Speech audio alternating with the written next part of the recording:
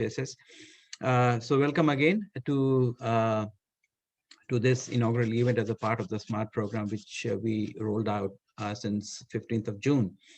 So as a part of the SMART program, our goal is to bring insights and knowledge from people from various fields that would help you in developing your own leadership, your research skills, and your own sort of way of looking at the world. And the best way to do that is by learning from people who have gone through that path, who know and relate to your challenges and problems as a youth. So keeping that in mind, we thought of bringing to you today a presentation by Mr. Narasimhan Ravi. Narasimhan is a very vibrant member of the Indian community here in Australia, and he's based here in Queensland, here in Brisbane. And I've seen Narasimhan over the past several months. He has been conducting a lot of high-profile programs. He's been anchoring and he's been emceeing and speaking in front of a large crowd. And he's also a very good badminton player, and he's a very lively presence wherever he goes. And Narasimhan is currently the diversity sports coordinator at the Multicultural Australia, and Narasimhan has directly supported over 1,800 students on the Gold Coast, and indirectly over 52,000 students worldwide in the areas of academic support, mental health, and international student experience. And in what has been an incredible tumultuous year, Narasimhan has gone above and beyond in helping students get through challenging courses, transitioning to campus life, and enhancing their overall university experience through sports, education, and culture, something you all will relate to. And as a senior peer-assisted study session leader at Griffith Business School, from where he graduated, he has transformed the lives of numerous students by facilitating online sessions during lockdown, using evidence-based peer learning strategies through worksheets, Kahoots, and mock exams to aid student learning. As a committee member of the Mental Health Foundation of Australia, Narasimhan has helped organize National Mental Health Symposium and walk for over 100,000 people worldwide.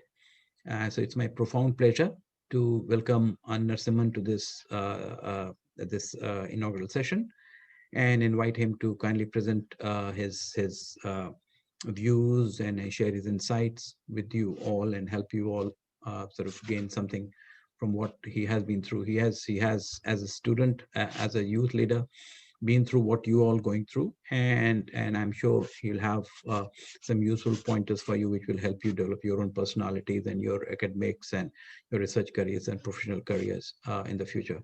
So with these words, Narasimhan, welcome, and all yours. Thank you so much, Ashutosh Ji, for that very, very warm welcome. If you wouldn't mind, if you could make me a host, I'll probably be able to share one of my little PDF that I put together, so that everyone can have something visually engaging and not just look at my face while I talk. Wonderful.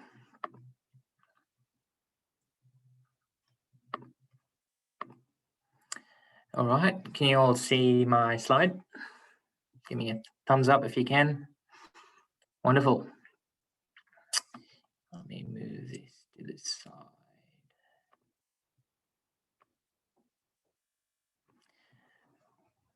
All right, before we begin anything at Multicultural Australia, it's very important that we acknowledge the traditional custodians of the land on which we've gathered. We're meeting here virtually today, but I'd still like to pay my respects. So we who have come from many places acknowledge the traditional custodians of this land, which always was and always will be Aboriginal and Torres Strait Islander land.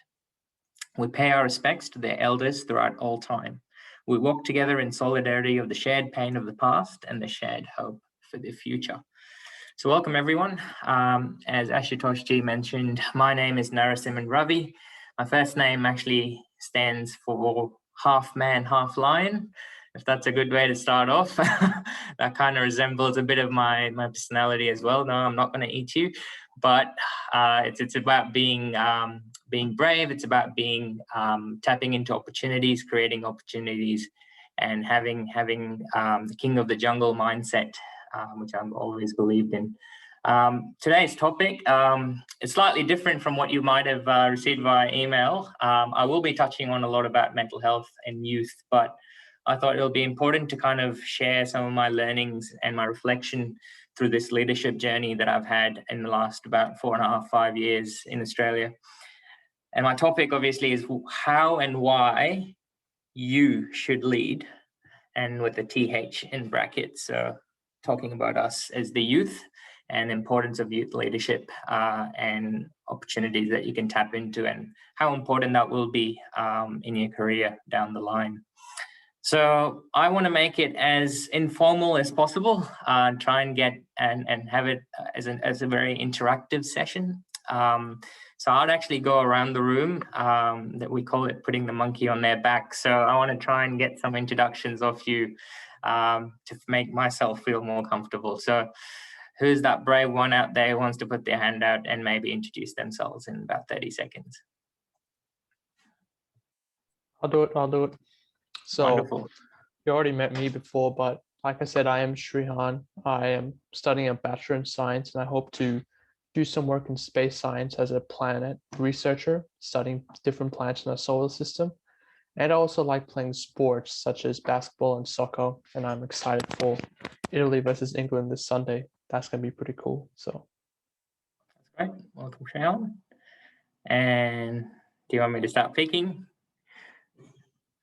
Let's have Vaibhavi. Okay, so it's afternoon here, so good afternoon. My name is Vaibhavi. I'm a master's student currently studying international relations at Global University in India. And after finishing my master's degree, I would hopefully like to pursue a PhD in my doctoral studies in foreign policy, which is why the best part about this internship is me being able to sort of use it as an opportunity to learn more about Australia-India relations. That's great. Welcome, Vaibhavi. And how about Tanya? So good afternoon, everyone, or morning, or whatever time it's in your time zone. My name is Tanya, and I'm currently studying law at Jindal. And I mean, currently I'm at the space where I'm not sure exactly what I want to do going into law. I just know I enjoy the subject. So currently I'm exploring my avenue and, research and seeing what kind of exactly, like what research topics I would like to pursue maybe in the future. And I'm excited for this internship because, it connects people across borders, and especially I think it's a wonderful opportunity. I mean, the pandemic isn't really a good thing, but this is one thing that we can, actually gain something out of to make it easy through these video calls and Zoom. So I think I'm excited to do this. Wonderful. Thanks, Tanya. And Amol? Oh, hi everyone. Hope you can hear me. Hi, my name is Dr. Amol Vakulikar. I'm I'm a computer scientist by trade. I'm a technologist and a researcher and academic. And I'm sort of also contributing to IIE in the form of its principal program director for sports and wellness. And I have done some work, very engaged work in health and wellness, and I also run different initiatives. So I'm keen to sort of learn from this session and also share some of my understanding. Thank you all. Thank you. And Dhruv? So currently I'm studying in my bachelor's in international relations from OP Jindal. So I'm just figuring out things, how to go about it. But my long-term goals are like becoming a political analyst or an international analyst of politicking, lobbying, and things like that. So just currently figuring out life. That's great. We're all figuring things out as we go. So welcome, Dhruv. And Khyati? Good afternoon. I'm Khyati. I'm currently an undergrad at Jindal Global Law School, and currently I'm interested in IP law and tech law. So I just have to see where that goes. Thank you. Wonderful. Welcome. And I think we just have a couple of people left. Sumeda?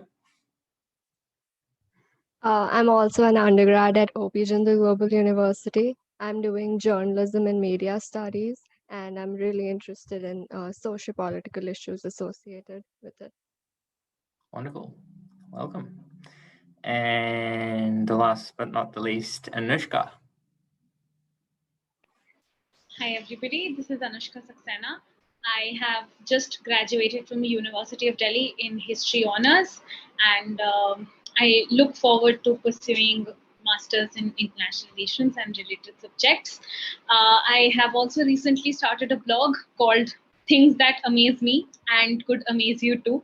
So I am hoping to learn more and more about the world and the amazing things out there through this blog and the medium. And I think the pandemic, as Tanya said, has really given us a lot of opportunities to do this. So this is something that I'm dabbling in along with the internship at IAIA. Thank you. Wonderful. Thanks for that. And I'll actually get Sean to introduce himself as well. Sorry, Sean. You're right. I just typed, Anushka, please share the link, because I will read it with great interest. I don't know. I hope everyone else will. So you've got a captive audience, Anushka.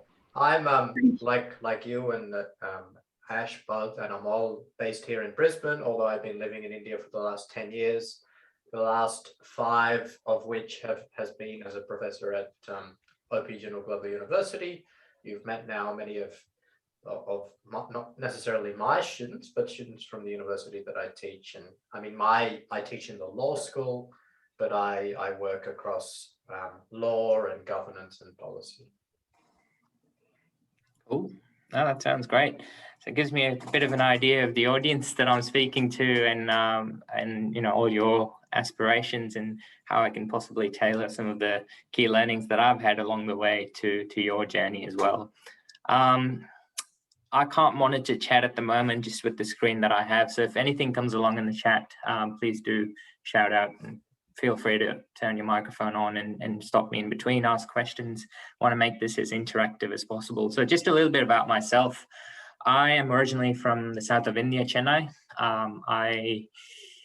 When I was about 6 months old, I moved to the Middle East where my parents were working. So I grew up a lot of my early childhood, middle school in Qatar.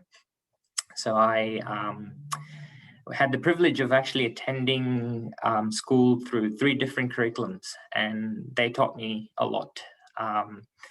In terms of my primary school was with the Cambridge school, which was the IGCSE curriculum.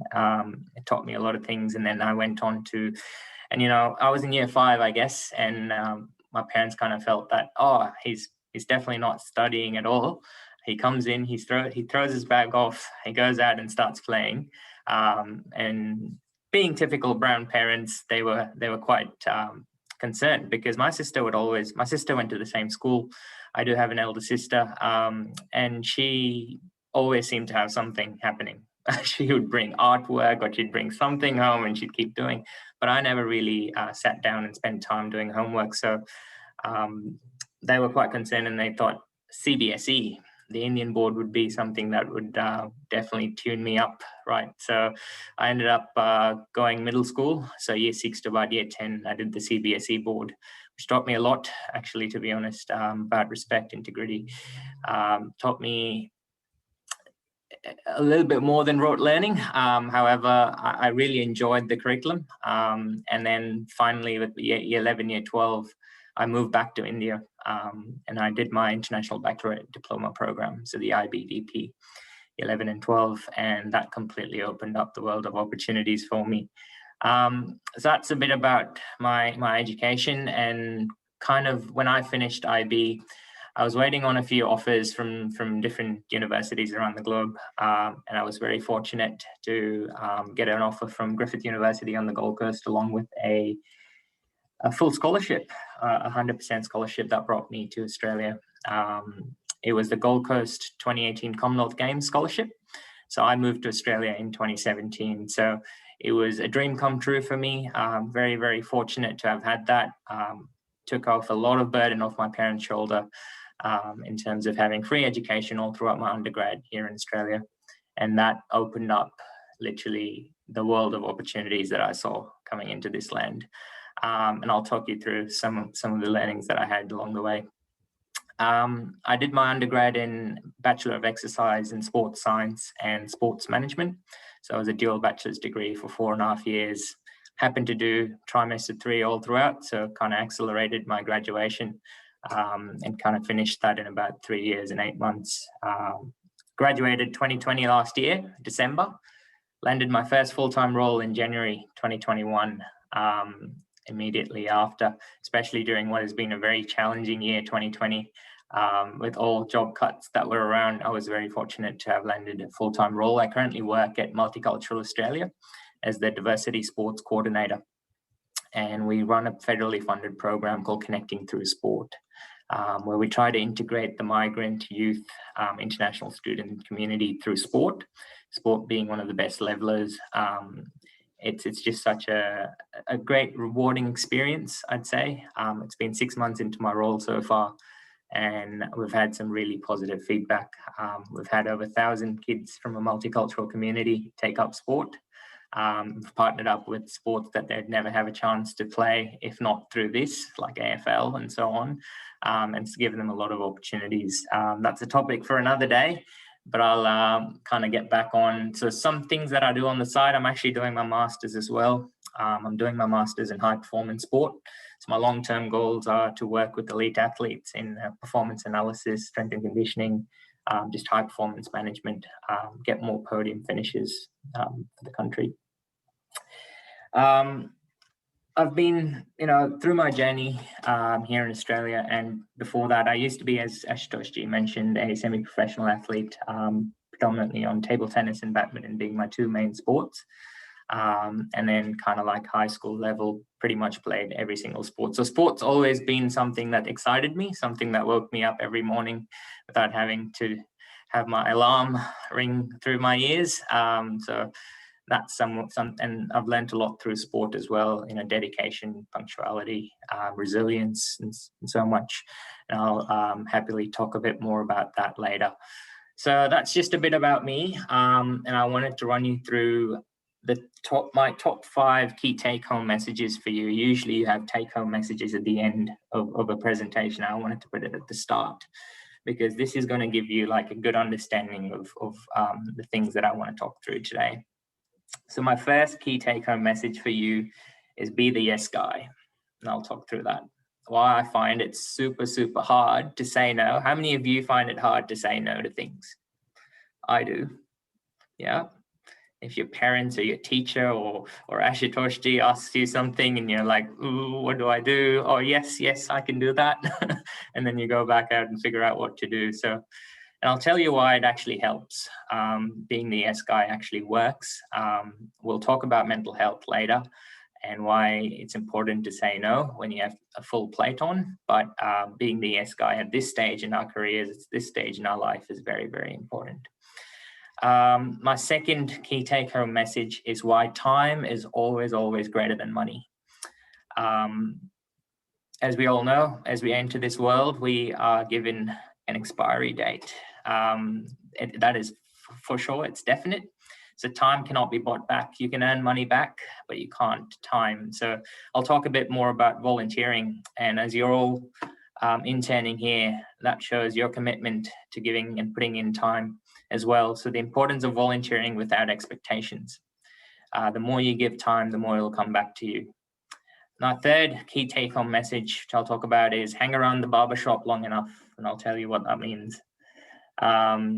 And we'll talk a little bit more about why the crying child gets the milk and why consistency is key. And why the max you'll ever get from anyone is a big fat no. And don't ever be scared to hear that word no. The fourth key take-home message is your network is your net worth. You've probably heard this quite a bit, and that is absolutely true. To be honest, the job that I'm sitting in today came through a network that I made during a volunteering opportunity, which I said yes to. So, you see how everything really integrates, connects together. I'll talk a bit more about the importance of building genuine connections. And then why I go on coffee catch-ups with people when I don't drink coffee myself.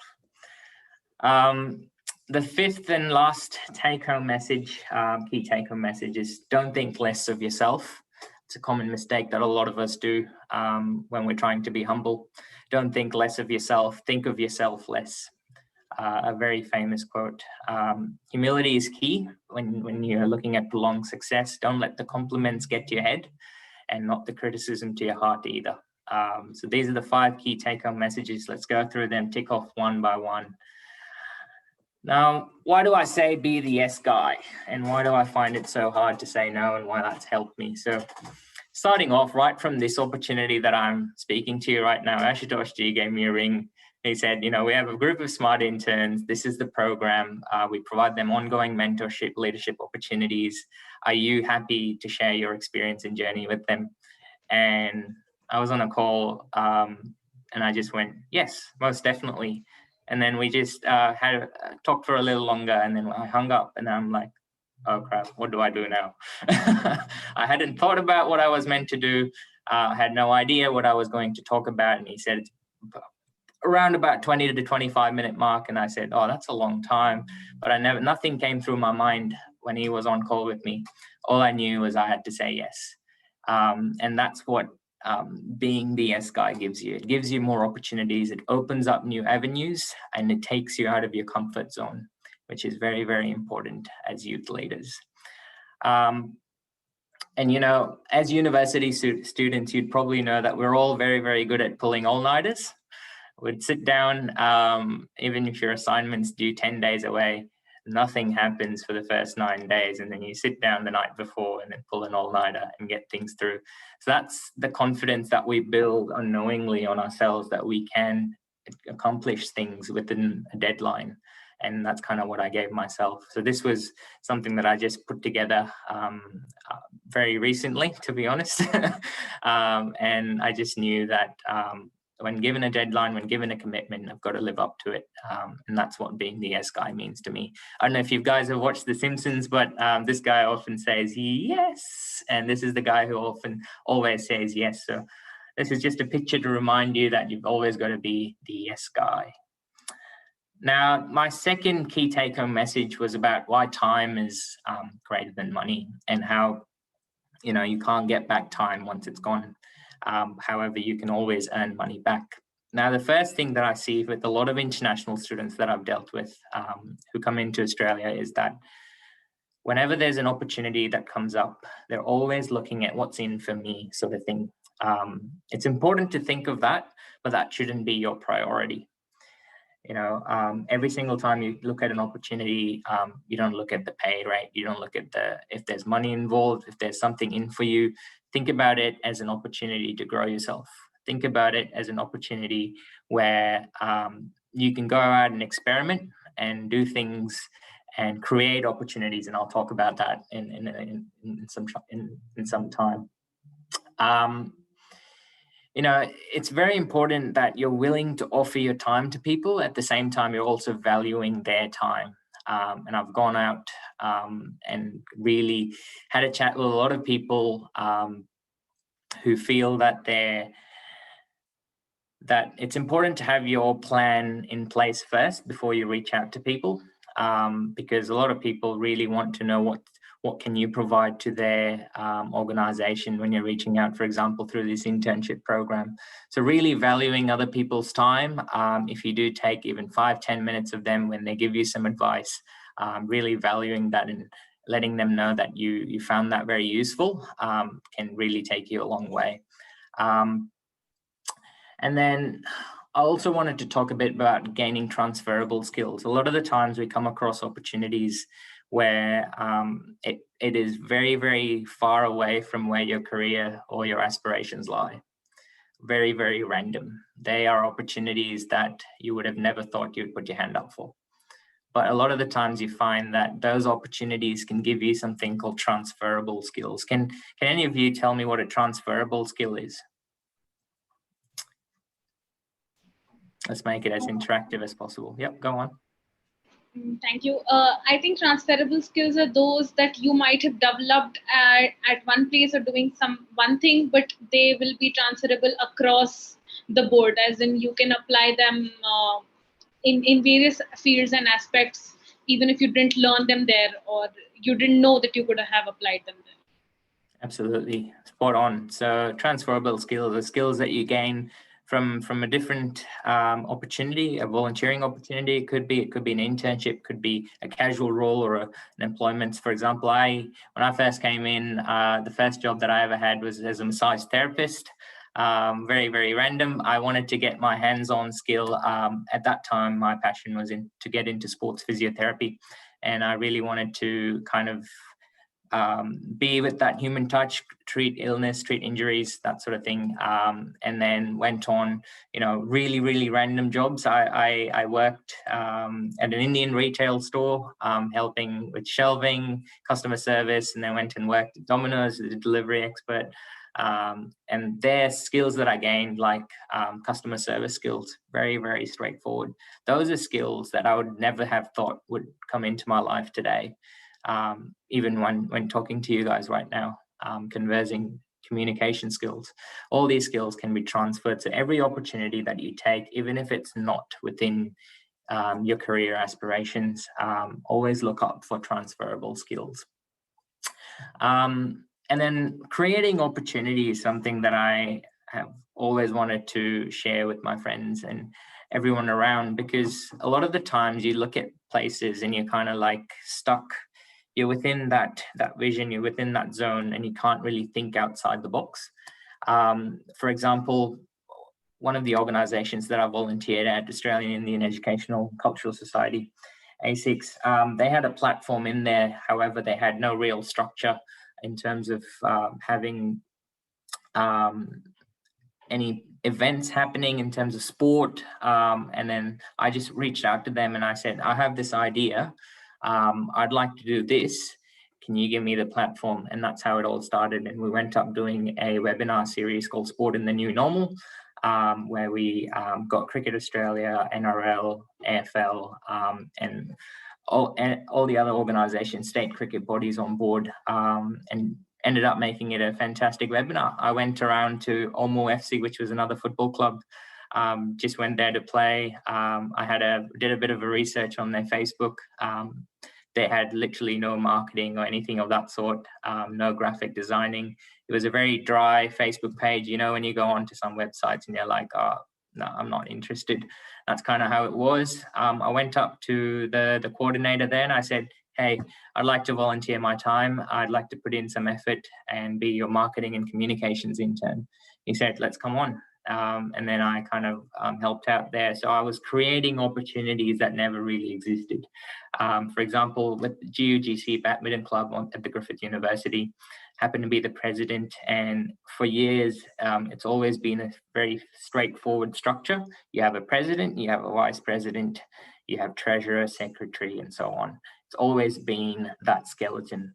And I realized that if we want the club to progress, if we want people to get more opportunities, we've got to expand that offering. So I just went out to my network within the university and some friends who have always asked for internship opportunities, volunteering opportunities.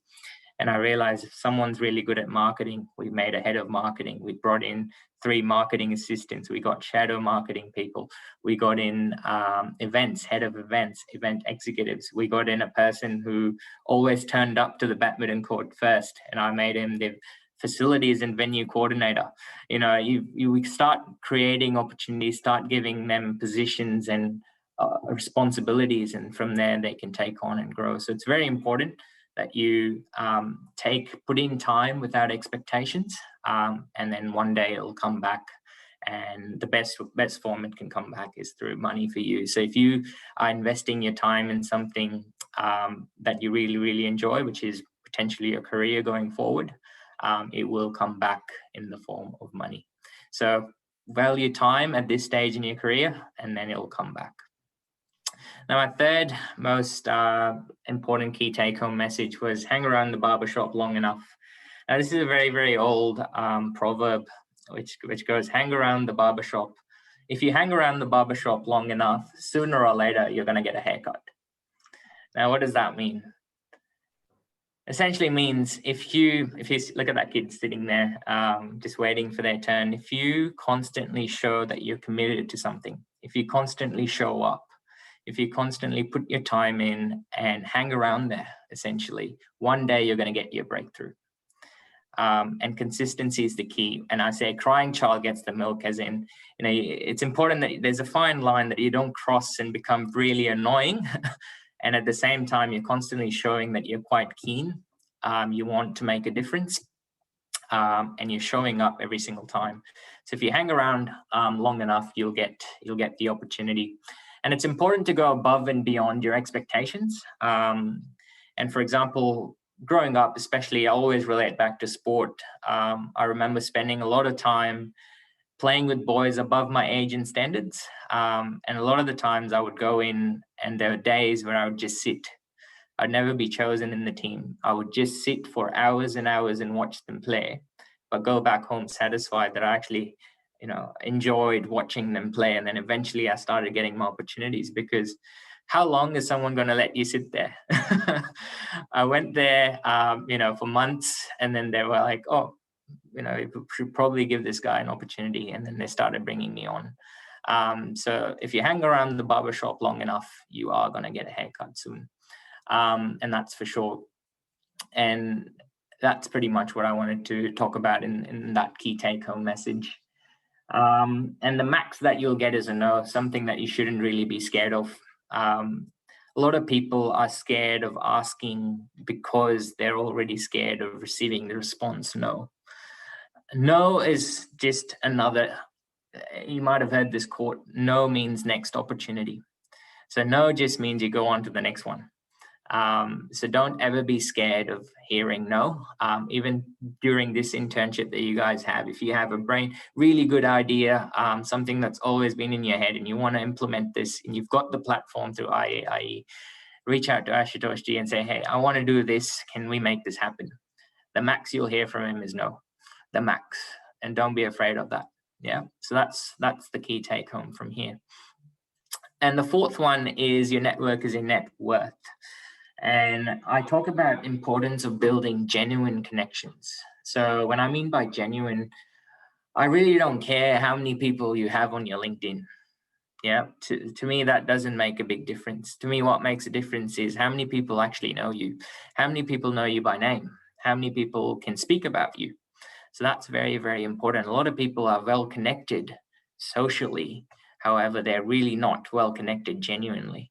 Genuine connection. So I can't count the number of times I've gone on coffee catch-ups with people in the industry. People have randomly messaged that I wanted to learn more about their journey. That's one way that you can get their buy-in from anyone. Whether they're 8 years old or 80 years old, everyone enjoys a bit of praise. So the best way to kind of network with people is to go in, learn a bit about, do a bit of research on them, and then say, hey, I really found this useful, and I like following your journey. I want to learn more about it. Praise them a little, and they'll offer you their time. Going back to why time is more important than money. So it's important to build those genuine connections and genuine networks, because you never know when it'll come into use, because more than 80% of the jobs in the industry aren't advertised. And this is something that people are starting to realize as they're going. 80% of the jobs, that's, 8 on 10 jobs is not out on Seek or on LinkedIn or anywhere that you're looking up. They're all internally recruited through people that know each other and can trust each other. One word from, for example, Ashutosh Ji, who's offered you this internship, could make a big difference than you putting in hours into your cover letter and your resume. And that trust, that builds confidence in people, and that's how the world revolves. So really focus on building a solid network and networking skills. So any opportunity that you get, go around, introduce yourselves to people, get out of that comfort zone, and let them know. And then talk about the best way to kind of approach people is to learn more about their journey. So ask them about what they've been through and what they'd like to share. And then from there, you can always find common ground. People love common ground. Whenever you say, oh, I've been to that place as well, I've done this thing as well. And then you constantly start patching, you start building that bond together. So as I said, your network is your net worth. Really, really try and maximize this time to making genuine connections around. A good way is, for example, if you met someone at a networking event, if you met someone, one of your professors or somewhere else through this internship, possibly, the first time after you met them, send them a LinkedIn note saying, hey, thank you so much. It was a pleasure to meet you. And I'd be keen to follow your journey along. And that's always a good way to break the ice and get that first message across. And you never know when that'll come in handy. And the last but not the least, the last key take-home message is don't think less of yourself. Big mistake that I've seen a lot of young people do who would love to be humble. That's the group of people that I'm talking about. They always try and portray themselves very less.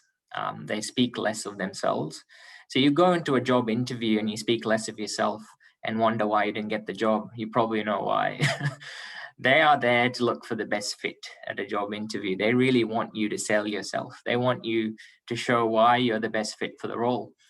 Now, at the same time, it's important that you think of yourself less. You think about the organization's priorities. You think about, what does India News want out of you guys? How can you put your time in to help them? It's more about that. And I always say, a certificate is just a piece of paper. The learnings are along the way. So after the end of this 2 month of internship that you have, that would just go onto your resume straight up. But the learnings that you've had along the way, the seminars you've attended, the people you've met, that's what is going to take you a long way forward. That piece of paper is not worth anything if you haven't done all of this. Met new people, learned new things, gone above and beyond. You have a really good idea, put it forward, create opportunities. That's the way you're going to take things forward.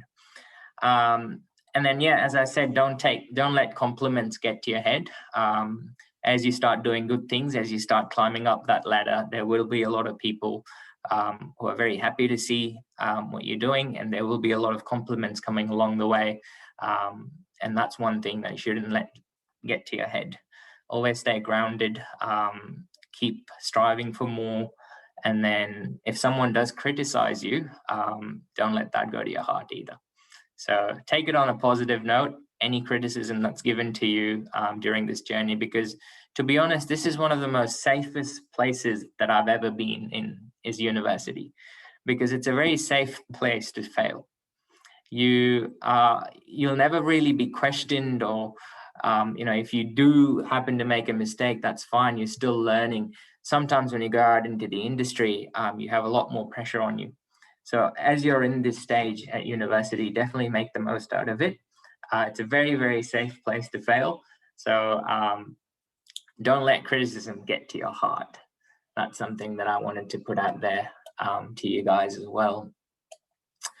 And in terms of thinking less of yourself, or thinking of yourself less, to be honest, it's important that we start giving back as soon as possible, as early as possible. We think that, we're at that stage in our career where we're trying to focus on ourselves. We haven't really grown yet. But to be honest, if you can do one thing better than another person, you've already grown. And it's important that you start giving back. And the more you start giving back at a younger age, the more you'll actually realize how it comes back to you. So to be honest, in the last fortnight, if I can think, I've actually possibly helped 4 people get a new internship, 2 people get a casual job, and 1 person land an interview, which wasn't successful, but ended up landing an interview for a full-time role. So it's very important that you start thinking, when you see an opportunity pop up on LinkedIn, or you see an opportunity come up anywhere, how can I connect this person to this person? I know this person does this good work. Can I bring them in here? Start thinking of ways you can help other people, and you'll not realize how help comes back to you. So really start focusing on giving back to people, and think of yourself less. Put yourself last. All right, that's the best way that I find to grow and learn in this ever-changing world. Without taking a lot of time, I'll come into a bit about student life. As I said, it is a very safe place to fail. We have We often juggle a lot of commitments as students. It's one of the best phases of your lives. I've not gone very far from it. I'm still a student. I'm still doing my master's, but I'm sure Ashutosh Ji would be able to speak a lot more about this, about his university days, and probably how that has been one of the best phases in his life. As students, we are constantly learning new things. We're in a constant state of challenge. We're juggling multiple commitments. We're choosing our career paths. We have academic stress. We have financial stress at times. And this can actually lead to, it can actually cause impact on our mental health. And a lot of people don't talk about it because there's a lot of stigma associated with mental health. And a lot of people, especially in India, that I've noticed, consider mental health to being mental. How many of you had thought about that before? Or you've come across someone in your family or someone in your friend circle that think having a mental health issue means you're mental? Yeah, raise your hand if you've come across something like that.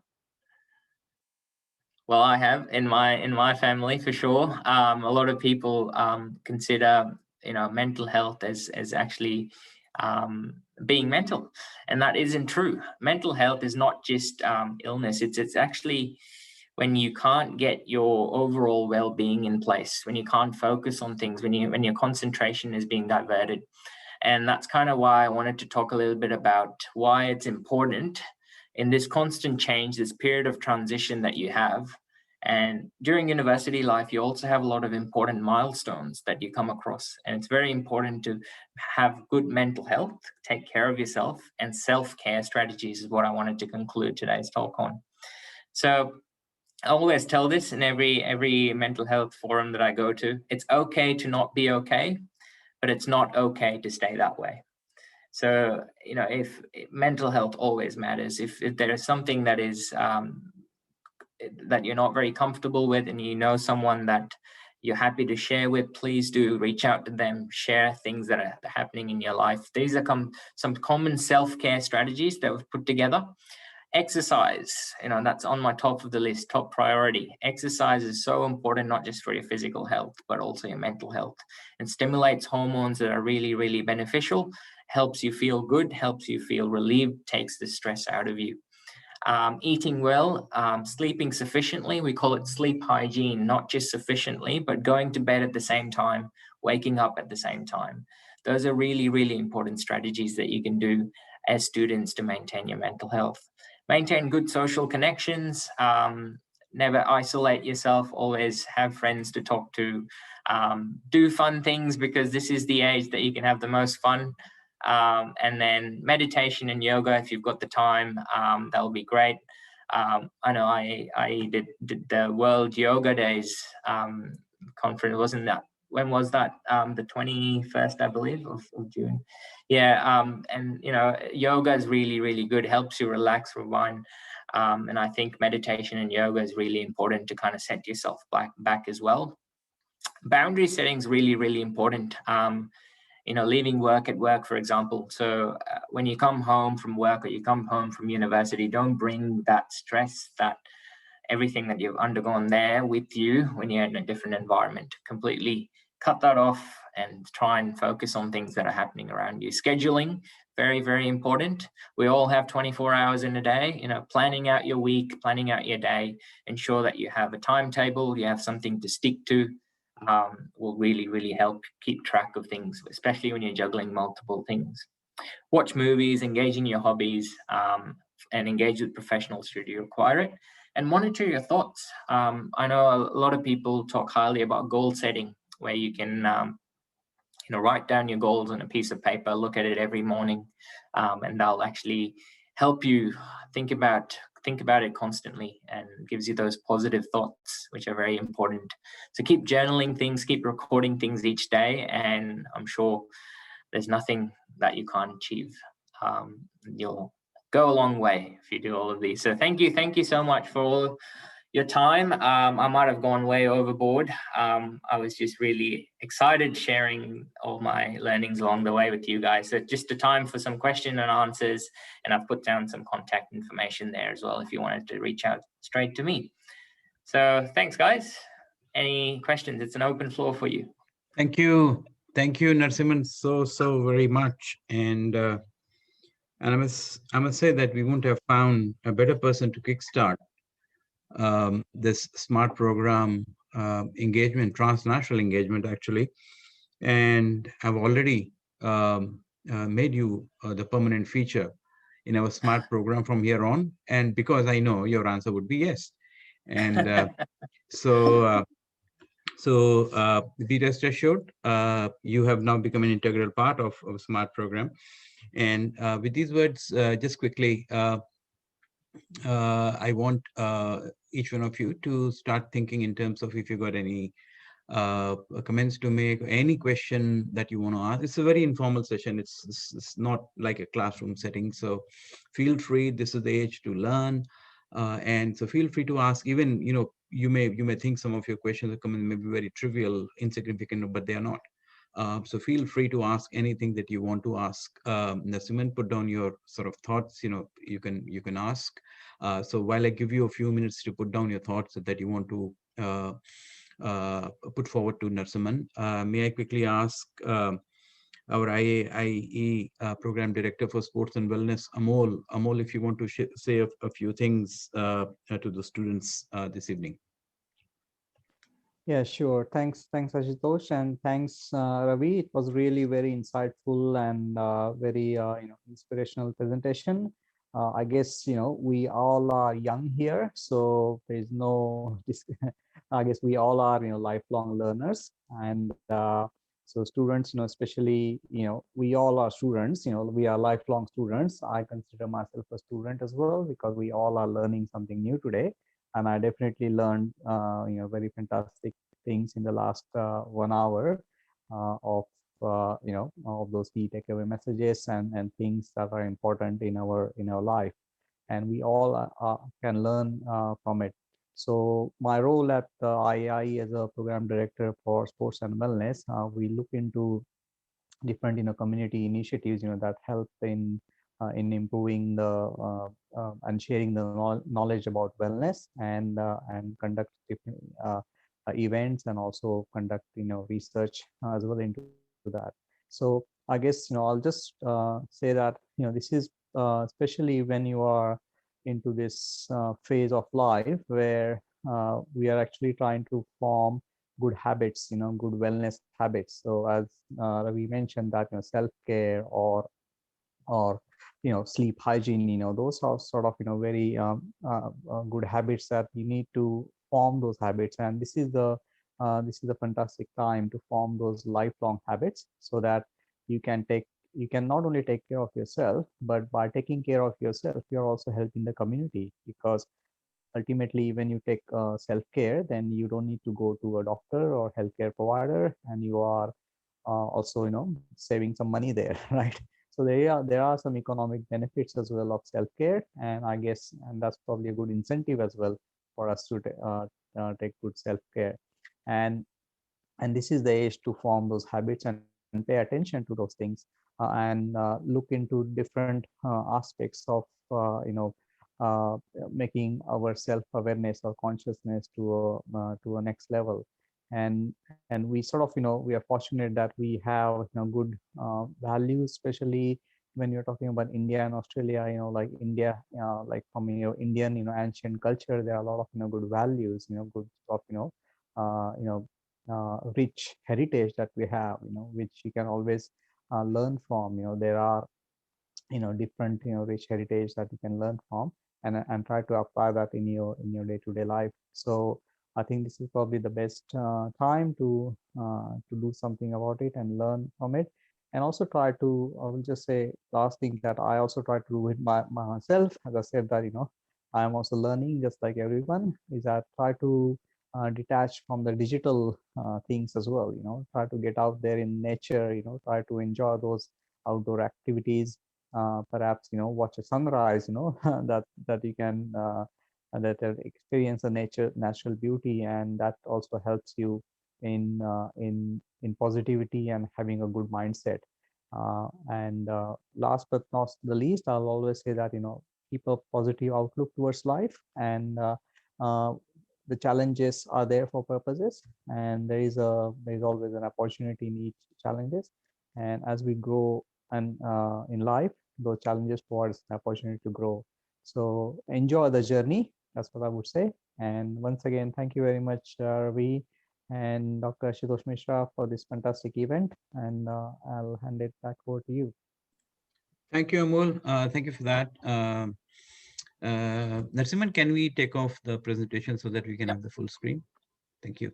Wonderful. All right. So anyone who's first to shoot? Anyone? Just feel free to sort of share anything, ask anything. Yeah, Shreyan, go ahead. Narasimhan, you said you wanted to train professional athletes. Is that for any sport or just any type of particular sports you want to train? Well, I'd always stick along to my background in racket sports. The table tennis, badminton, squash, and tennis have been my key sports. However, being Indian, you can't get rid of cricket. So cricket has been something that's very dear to me. Done a lot of performance analysis, smart ball tracking sort of stuff with cricket as well. That's the area that I'd love to get over. Yeah. Okay, that's good. Thank you, Shreyan. Anyone else? Yeah, I do have a question.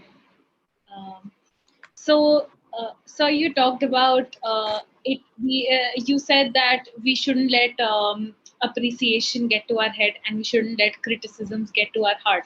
So across your journey, how has it become from very difficult to very easy for you to be able to accommodate this ideal in life? No, that's actually been a challenge, especially at the start. I think one good thing that's happened to me is that I started getting compliments at a very, very early age. And it was very early for me to even be able to take it to my head. It was an age where I was so involved in sport. And as I said, sport has taught me and given me a lot of lessons in life.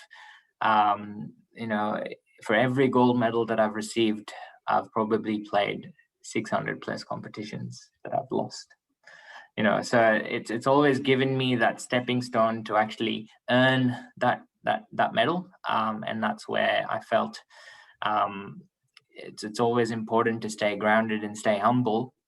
It has been a challenge, especially when all the attention suddenly starts coming into you. And I think it's really important to focus on your goals and where you want to get to, because I still know that I'm not where I want to be, and I won't every single day. And I'll always set my boundaries higher and higher. And until I've actually reached them, there's no point that I can think full of myself. So I think that's the reason that I've always found it easier to kind of stay humble and grounded. But it is a challenge for most people, especially when they get sudden attention, sudden fame, they kind of lose track and they forget their purpose in life. I think it's very important to stick to your vision and keep going through. And again, criticism, again, sport teaches you that with every failure, you don't take it to your heart. You learn from it. You come back up. You show up the next day. You take the positives from everything. They always say, look at the good in the bad. So always look at the good. In every bad situation, there's something good that you can take. Narasimhan, on behalf of the, thank you, Anushka. Narasimhan, on behalf of the students, I wanted to ask you, I mean, this is something we all have gone through, and students would be experiencing this now, and they'll be experiencing this for quite some time. When people start asking you, what do you want to do in life? This is a very, I think, a deep question, and the answers to it are very difficult to give whenever sort of you ask that question when you are doing your studies. What is the way, I mean, sort of, is there a point in life where you think students might get an answer about what they want to do in life, or is it a long drawn process in realizing that what I want to do in life? Because the moment you are in year 10, you talked about CBSE, I went through CBSE, and you all have gone through high schools and boards, and your parents, your peers, your teachers, you know, life mein kuch karna hai, what do you want to do in life? Life mein kya karoge? Have you thought about your life? What do you want to do? So I want to ask, you know, I mean, from your experience, you know, and and from based on your studies, what is the best way sort of to balance that, learning while also taking, coming to a realization what we want to do in life? How, I mean, is how do you sort of, students, sort of achieve that? No, that's very, very true. And that's something that all of us face, and I've faced multiple times growing up. I would change my passion every year, every academic year. I'd say I wanted to be something else. And that's always been the case. And a lot of that has been shaped, and I'm sure most of us have faced this, has been shaped to some extent by our parents, by our surroundings. They really have ambitions. We have ambitions as well, and sometimes they'd like to put their ambitions on us. And it's on a positive note, because that's something probably that they wanted to achieve and they couldn't, and they wanted to see that in their children, and they want to see them grow wide and bigger. And until year 10, I think I was stuck on being a doctor. I wanted to become and then from there on, I wanted to see how I can integrate that into sport. And then I thought, I'll probably become a sports medicine doctor. And then went on to realize, as I took, biology and all of that in year 11, year 12, I realized that's probably not my cup of tea. I do like health science, but it's probably not something that I'm going to spend for the next 10 years getting through a med degree. And I think a point came in my life. I'd have these long conversations with my dad. I still remember. I was studying in a residential school, so completely residential, meaning even the teachers were residential. And it was a sports school, so the focus was a bit more on sport. But I remember going, we'd only get our phone every Thursday for half an hour to talk to our parents. So I'd go, grab that phone, ring my dad, and every day I'd go for an hour, hour and a half, and my warden would just look at me from then. I said, this is life decisions, please give me some more time. And I would just be sitting and talking to him, having these long conversations about, and every time I come back after a phone call, I'd have a different career path. Every time I'd just constantly be confused on what I wanted to do. And I think by end of year 11, year 12 is kind of when I had a mentor at school, and I went to them and they asked me, I went up to them straight and said, there are so many different parts that I can take, because my parents really feel that I can become anything.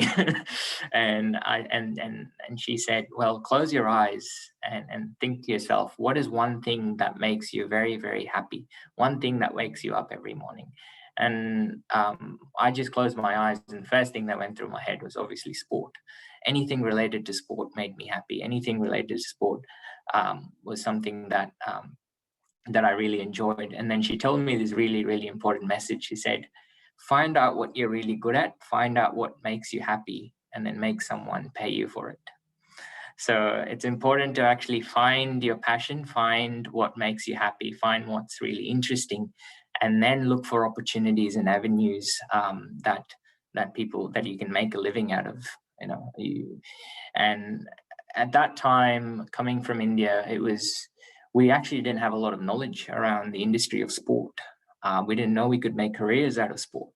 We didn't know that you could be an accredited exercise scientist, as I'm today. We never knew a course as such existed, and we never knew that high performance sport is as big as industry as it is today. Sport was always limited to coaching and athlete. That's the two things that we knew about sport, and it's actually a big industry. Athletes that travel today have a personal nutritionist, they have a psychologist, they have a strength and conditioning coach, they have head coaches, they have coaches for different skills. You have a batting coach, a bowling coach in cricket, in AFL, you have a defense coach, an attack coach.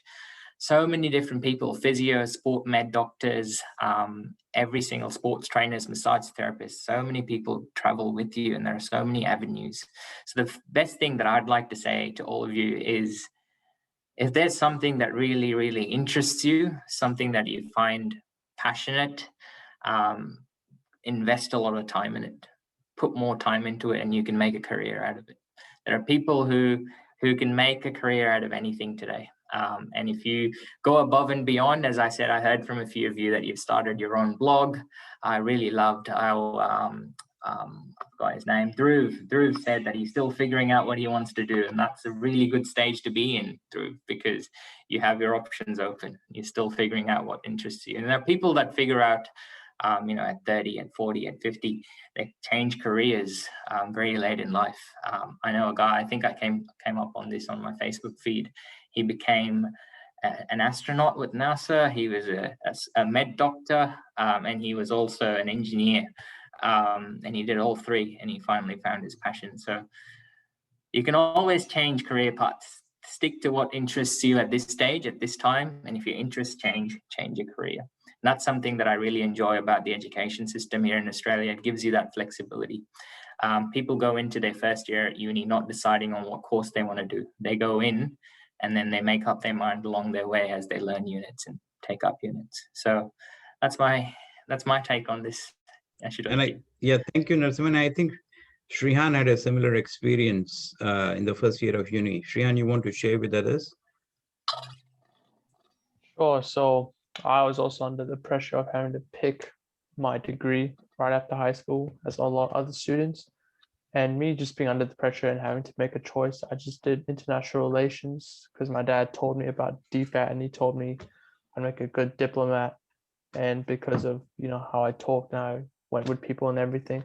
So I'm like, okay, I'll see if I like this or not. And I did it. And I'm like, okay, maybe this isn't for me. I'm not really the most politically engaged person. I think it can be pretty decisive.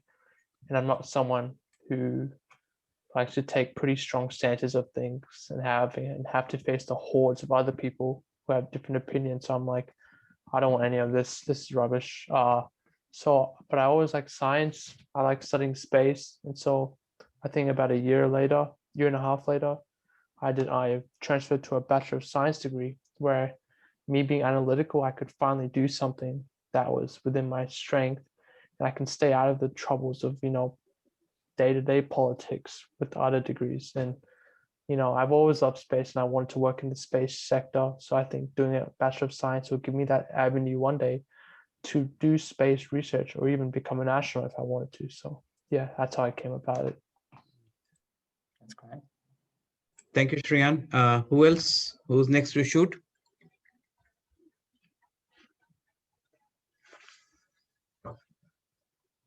Dhruv, Khyati, Vaibhavi, Sumedha, Tanya, anyone? While you think of your next question, I just wanted to add a bit more on the previous one.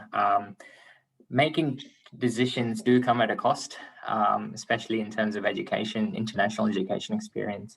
And you sometimes have that pressure, that financial pressure where you can't go wrong. You don't have the time or you don't have the finance to actually take a lot of time to make up your choice. So my best advice has always been, and something that I was told as well, is to keep your undergrad, keep the first degree that you ever get into very broad. Learn about a lot of things. And then once you go into your master's, your PhD and so on, you can start filtering through and have a specialization and a focus. But you've got to start very broad. And that opens up opportunities for you more than you think. So for example, Shrihan is not doing a Bachelor of Science.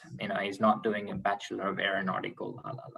And it's I a think Bachelor of Science and then a focus on that. Yeah. And I think that's a brilliant point you have made. And I think students now in India are very fortunate because we came from an era where we didn't have that kind of a liberty.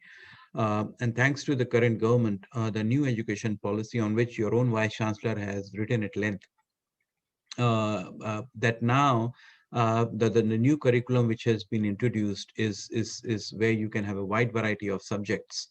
You can mix and match, and that would allow you to sort of change your subject and discipline while you're doing the degree. So this is something really welcome from your point of view back in India, and this took us, I think, over 30 years to come to this realization, what Narasimhan has been saying, to have that broad approach in terms of what you want to study, because we are constantly growing, our interests are changing.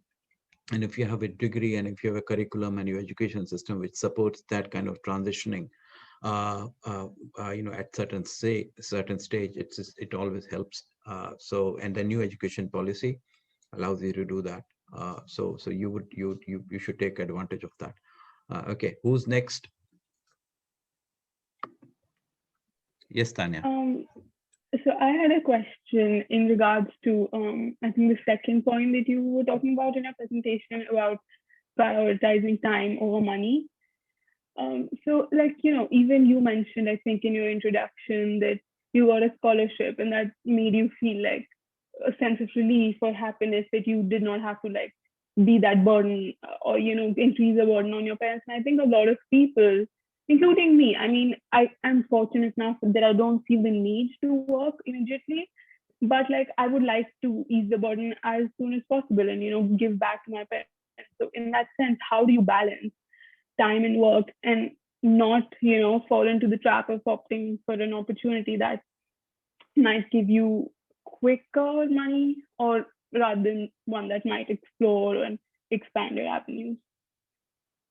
That's very true, especially if you come over here in Australia. The minimum wage in Australia is actually quite high. So regardless of what role or what work you're doing, you pretty much make the same amount of money. There are roles that might fetch you a little bit more, but on average, you can do pretty much anything. Like bricklaying here in Australia is a really fond profession. You get a lot of money bricklaying. You get a lot of money. And then another thing that I wanted to talk on, is a topic for another day, is dignity of labor, which is very high here in Australia. But coming back to your question, you only need, everyone has different priorities. And I would say you only need a job enough to put food on your table and take care of your immediate essentials. So we have needs and wants. So if you can take care of your needs and invest all of the other time that you have towards your professional development and towards that long-term goal, when they say, you ask a little kid if they'd like 3 ice creams now or 5 ice creams in 10 minutes time, they'd probably go for the 3 ice creams now. And that's because they wanted that immediate gratification. It's important that we sometimes invest in things long-term. That's why you've got to always think forward, have that vision. See, this is not what I want to be doing all my life. I know where I want to get to. This is for the time being. This is to help me support myself. This is to help me meet my immediate commitments. However, my goals are different. I want to get there, and constantly thinking about that will take you there. So never really, I've sometimes, it's been funny, but I've put leave applications at work to go and do something for free. Because I found more value in doing and spending that time there, because I knew that's going to take me where I want to go. So sometimes you've got to juggle things around and prioritize things. And as you start doing that, you'll see more opportunities knock your door. And if I may add to it quickly, Tanya, from personal experience, when I was at JNU in the mid-90s, I began my PhD. And at that time, I had a friend who was, I think, a year junior to us, and he was also a student of my PhD supervisor. And so from MPhil, he did not go on to pursue his PhD, and because he got a break at an international university press in Delhi, and he took up that job. He started his job, and he would come sort of after 6 months in a very nice, brand new, flashy bike. And he would sit with us, and he would take us here and there. And here we were doing PhD, and we were on some fellowship and scholarship. And he was at that time, mid-90s, earning around 40,000 rupees, 45,000 rupees. And my professor sometimes would say that, look, he's in fact earning more than I am, at this point of time.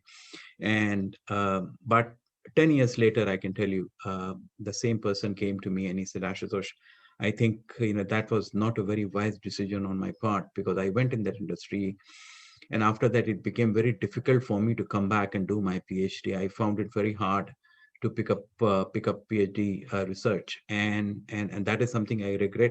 If I had gone there, perhaps with a PhD, and I would have had greater opportunities, gone at a much higher level, entered at a higher level, and that is something I cannot do now.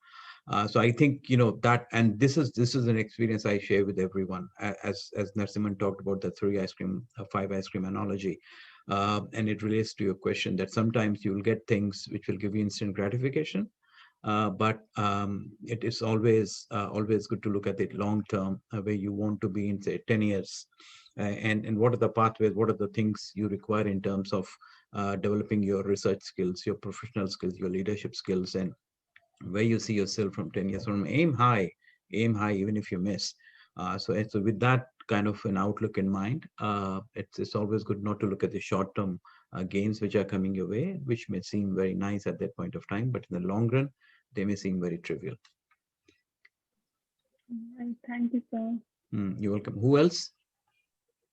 Anyone else? Can I add something here? Yes, Amol, please. Hi, everyone. Hi. Yeah, thanks. It's really insightful discussion. I guess I'll just probably add based on my experience, because I also came to Australia, did my master's and PhD in Australia, and then I had a career out here in Australia. So I can definitely, I'm just trying to add value based on my experience. One thing is important to understand that patience is the real winner. And that's a quite old wisdom, that we need to be patient, and whatever we do, there will be challenges. So patience is the greatest teacher, and I definitely believe that. So and that's what is quite important, that the delayed gratification and all those things, that you keep your efforts on. And on that, also note, I also want to sort of just ask, I guess, just open this question, because we are in a really very unique times, right? Especially for you, when you are in the process of deciding your career pathway, and we are also in a challenging times, such as because of the pandemic, especially. And we are, probably one of the most uncertain times that we have seen in our lifetimes, at least from a global sort of impact perspective. So, Ravi, if you can share any of your thoughts regarding what are the key, let's say, top challenges for career selection or career growth in today's pandemic world, and how, and if anyone else also want to share their thought based on what their observations are regarding the challenges that they face. Yeah, no, absolutely. I think we're in a constant state of uncertainty, and that itself poses the biggest challenge. Things are changing every day, and every day industries are changing. No one knew Zoom, the company Zoom, overnight would become a billionaire. We're all interfacing today through Zoom, and at one point in time, Zoom, if you asked anyone 5 years back if they knew what Zoom was, no one would know what Zoom was, but they were existing.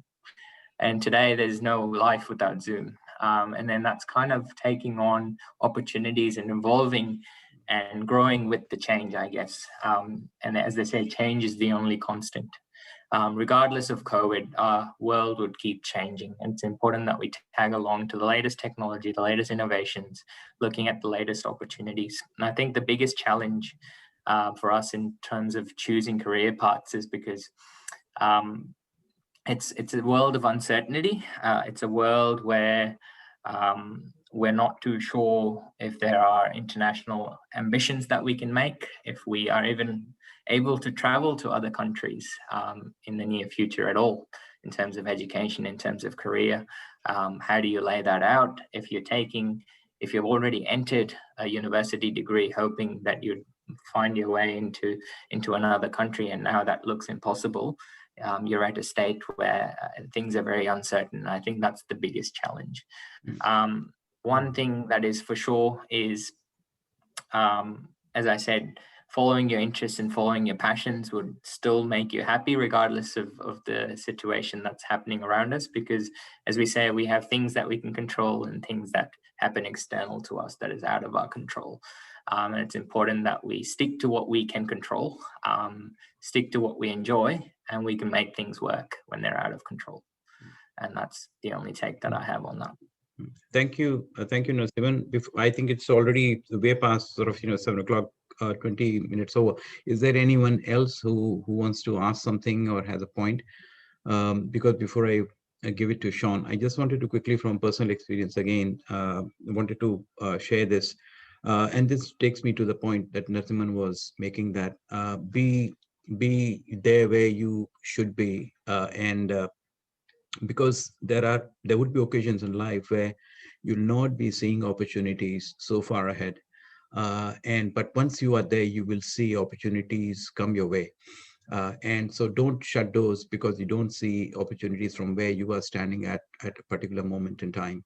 And I'll mention here, when I was finishing my PhD and I was already submitting, I got into a leadership program of the United Nations, which was to be held in Jordan. And I got through it, but I was told that I'll have to pay a fee of $500, and staying there in Jordan, I have to pay money. And but it was a very high profile leadership program. People were coming from all over the world. And my father had retired, and I said, no, I don't want to attend this program. It's a very high profile program because it's a 6 weeks program. But after that, what, I come back, but where do I get the money from? I don't see any opportunities over there, so I'm not going. So again, from my father, I had a long discussion, and with his wisdom, he said the same thing, which I'm telling you today, that you never know what opportunities are there for you. So go there, see what it is, and you never know what comes your way. And so somehow I scrambled some fellowships, scholarship and financial support locally. And I went there and to attend that program. And as Dad said, and I get goosebumps saying that I was there at the end of the program after 6 weeks. The director of the UN Academy, he offered me a job, which I did not know will come my way. And he said, Dr. Mishra, I'm looking for a program officer at our UN Academy. Would you be interested? You've submitted your PhD. Would you be interested in something like that? I said, yes. I landed my first job over there, which I did not know would come my way. Had I not been there, I would not have got it. So this is from my experience, that try to be where you should be, because you never know what's on the other side of the door. So yeah. So and the other thing, when I left JNU, my sorry for dragging on. Yesterday was a very special day for me, because as a scholar, you'll realize that there are a variety of ways in which you will feel proud. When your journal gets published in an A-star journal internationally, or your book gets published through a reputed international university press, or your work gets cited in a government report or in other scholarly journals. But for me, I think what happened was yesterday, day before, actually a week ago, I got a call from my PhD supervisor, who had supervised me 25 years ago. He called me and he said that, Ashutosh, I've just written this book, launched this book, and on India and China, and I want you to interview me. And it was such a matter of pride for me that my PhD supervisor, who had given me the fundamentals of a high degree research, was actually asking me to interview him. Now that kind of gratification, I don't think we can expect every now and then. But these are some of the, I think, benefits of hanging on and listening to your supervisors and peers, and then suddenly someday something will happen which will sort of trigger, give you immense satisfaction. And so just be in the space, and keep doing what you're doing. And as he said to me, and I'm saying this to you, that always remember in life, and this was his guru mantra to me, and I'm giving this to you all today. When I left JNU, he said, remember, no matter how bad the world is, no matter how cynical people are, good work and hard work will never go unnoticed for long. People will always be there who will notice your good work, and opportunities will arise. And this has certainly happened with me. So this is my mantra to you. And with these words, I want to invite Mr. Sean Starr, who's our board member and who's also Associate Dean at Jindal Global Law School. And he's a very passionate supporter of IAIE's engagement with JGU, and a passionate supporter of India-Australia relations. Sean, all yours.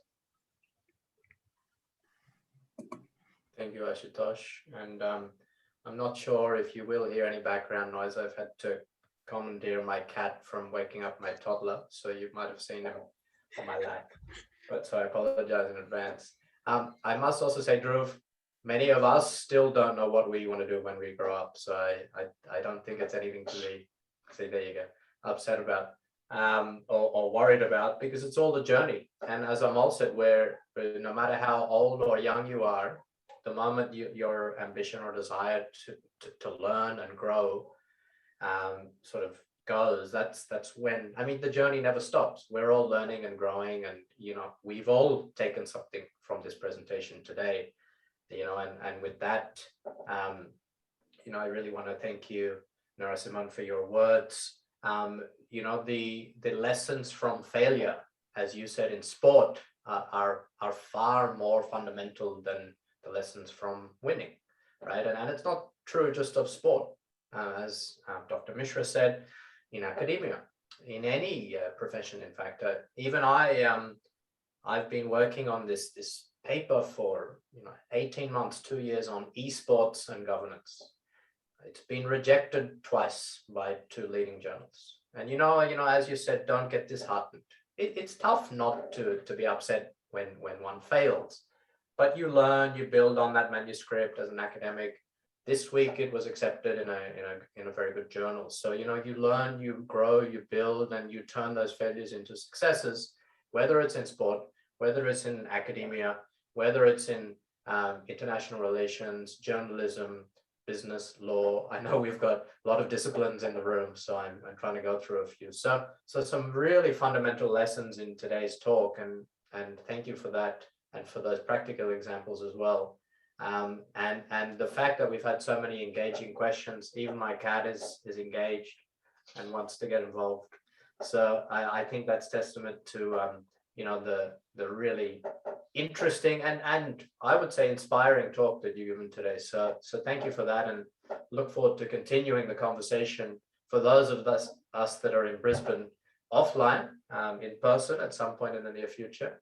And I'm sure there are many takeaways from our students on the call today, and we will, I hope, do a follow-up written piece by some of them in India News and in the newsletter for the Institute as well, because there's been some really, really strong takeaways. I wonder if you're happy, by the way, to share the PPT, because I think there will be a write-up to summarize this at some point. But thank you again. It was really insightful and inspiring. My pleasure. Thank you so much for hosting. Thank you, Sean. And before we go offline, Narasimhan, thank you. As I said, you will be now the permanent feature for the SMART program, and we really enjoyed, because at this age, the maturity that you have displayed in your presentation and your thoughts and your clear-headedness in terms of where we want to go, what we want in life, and I've seen in the social circuit your energy and motivation in helping others and never saying no. And thank you so much for that. And I'm sure our students today have got some very key pointers for their own good back in India. And this is again to all the students, that feel free to write to us if you have any issues, if you want any advice in terms of your career, your studies, or even social things or personal things. If you think you want to share, sort of talk to somebody about how to deal with a particular situation, we would try to help you in whatever way we can. So this is like a small sort of family setup, and we have started knowing each other so well now. And so during the course of this internship, we'll have more opportunity to talk to each other. In the meantime, our doors are always open to you all. And I am really, really, really impressed with the first edition of that SMART page that you all have done for India News. Fantastic. And what you have written, how it looks, how it has been shared, the feedback, some of the feedback we have got, Sean, they're absolutely amazing. And I see, in fact, at this age, at the undergraduate, postgraduate, you are much smarter than I was actually. So that speaks of the 21st century India, and we are from the 20th century. So I see India is in safe hands. India's future is in very safe hands, and all the very best. And we'll be in touch, and look forward to, so if you want to do any write-up on what you felt today, and Anushka, so we'll share the PowerPoint, and so your thoughts are most welcome. Thank you all very, very much, and have a good night. See you soon. Bye. Thanks, everyone. Thanks, everyone.